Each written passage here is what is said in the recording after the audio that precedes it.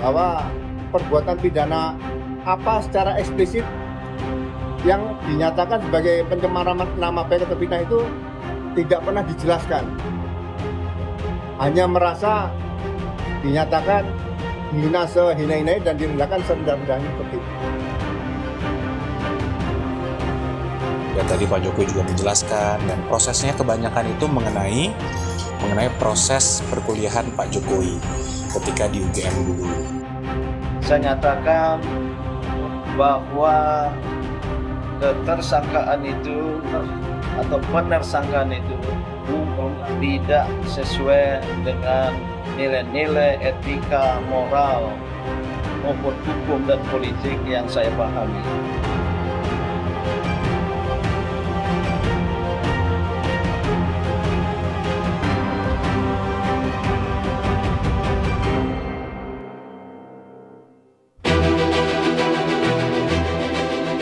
Kasus tudingan ijazah Presiden ke-7 Joko Widodo masuk babak baru. Isu yang cukup lama mengembang, kini masuk babak hukum krusial. Kasus tuduhan keaslian ijazah Jokowi telah berlangsung lama dan menyita perhatian publik. Tuduhan itu muncul menyertai pernyataan beberapa orang yang menduga ijazah tersebut tidak otentik. 9 Juli 2025 silam, Polri dan Bareskrim telah melakukan gelar perkara khusus. Dan hasilnya dinyatakan ijazah Jokowi asli.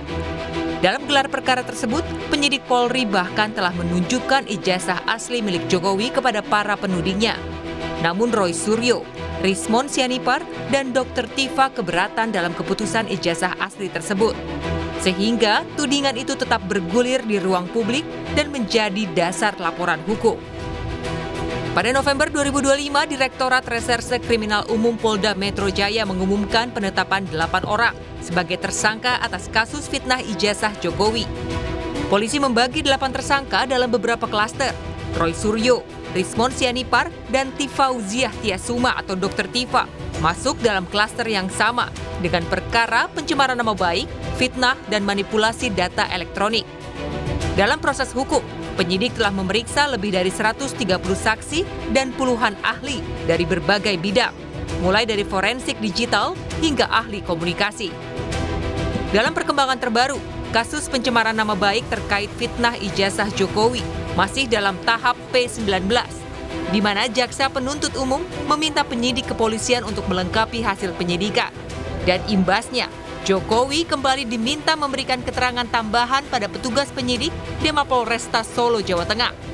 Pemeriksaan berlangsung selama kurang lebih 2,5 jam dengan sekitar 10 pertanyaan yang diajukan.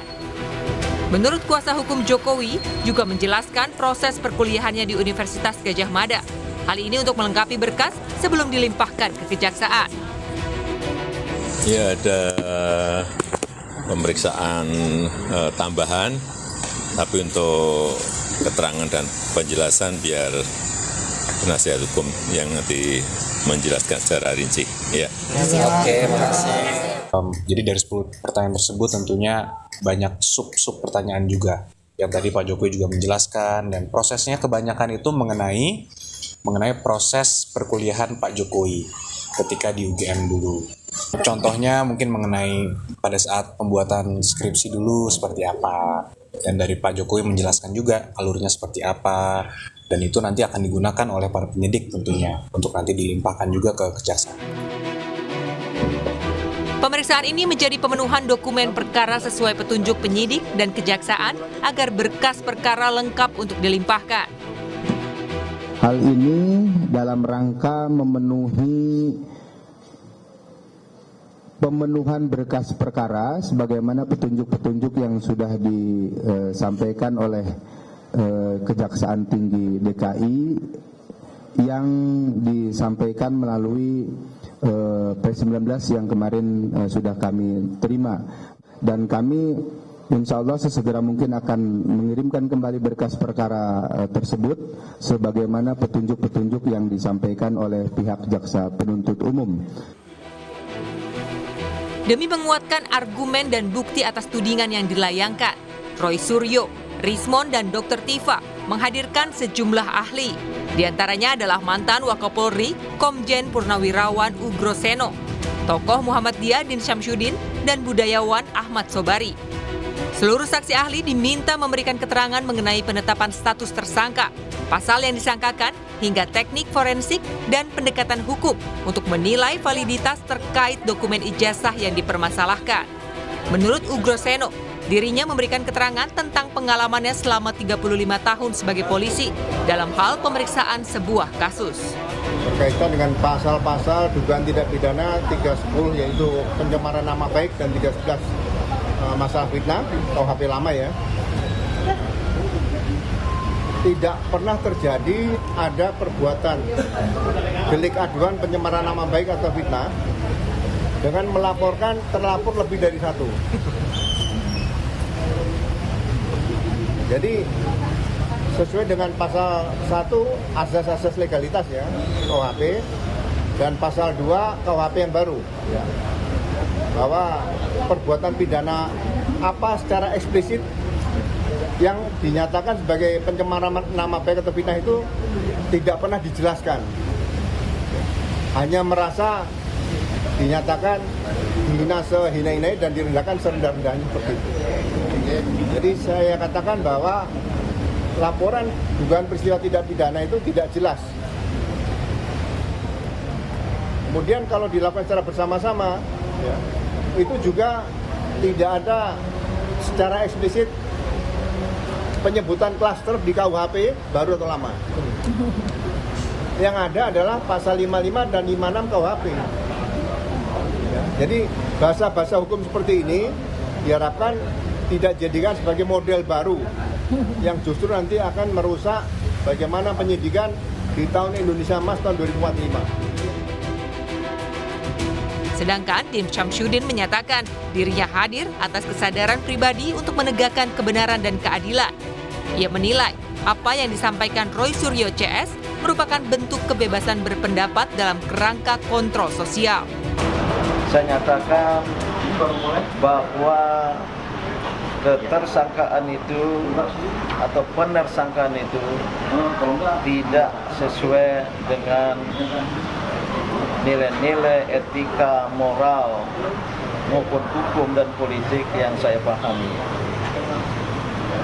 Alasannya adalah Dr. Tifauzia Yasuma dan kawan-kawannya mengajukan gugatan tuduhan atas pemalsuan ijazah oleh Joko Widodo. Menurut pendapat saya, itu adalah hak konstitusional sebagai seorang warga negara yang dijamin oleh konstitusi, terutama pasal 28 tentang kebebasan berpendapat. Dr. Tifa, tersangka kasus pencemaran nama baik ijazah Jokowi bilang, ia dan rekan-rekannya meragukan keaslian ijazah Jokowi berdasarkan penelitian. Karena Tifa menemukan adanya sejumlah spesimen salinan ijazah Jokowi yang berbeda. Ijazah Joko Widodo pertama kali dikeluarkan secara resmi itu tanggal 20 Oktober tahun 2022 oleh Dekan Fakultas Kehutanan UGM. Dan kemudian berikutnya lagi adalah tanggal 22 Mei ya oleh Bareskrim 2025 oleh Bareskrim ditunjukkan spesimen ijazah Joko Widodo. Ini kami lanjut kepada penelitian. Dan yang terakhir, kita sudah mendapatkan spesimen yang beda lagi ya. Kita bisa pastikan bahwa spesimen ijazah Joko Widodo yang diperoleh oleh Dr. Bonatu Asilalahi 1 hari yang lalu itu spesimen yang berbeda dengan spesimen yang ditunjukkan oleh Bareskrim 22 Mei 2025. Pintu maaf bukannya tidak terbuka dari pihak Jokowi. 2 dari 8 tersangka kasus ijazah sudah dicabut statusnya. Mereka adalah Egy Sujana dan Damai Harilubis. Polisi sudah menerbitkan SP3 atau surat perintah penghentian penyidikan setelah keduanya sempat menemui Jokowi di kediamannya di Solo. Tak mau mengikuti jejak Egy dan Damai Harilubis, Roy Suryo, Rismon dan Tifa bahkan mengajukan uji material sejumlah pasal KUHP dan Undang-Undang ITE yang disangkakan kepada mereka. Publik masih menanti akhir dari polemik ijazah Presiden ke-7 Joko Widodo. Apakah berakhir di ruang sidang atau pintu maaf masih terbuka bagi para tersangka? Tim Liputan Kompas TV.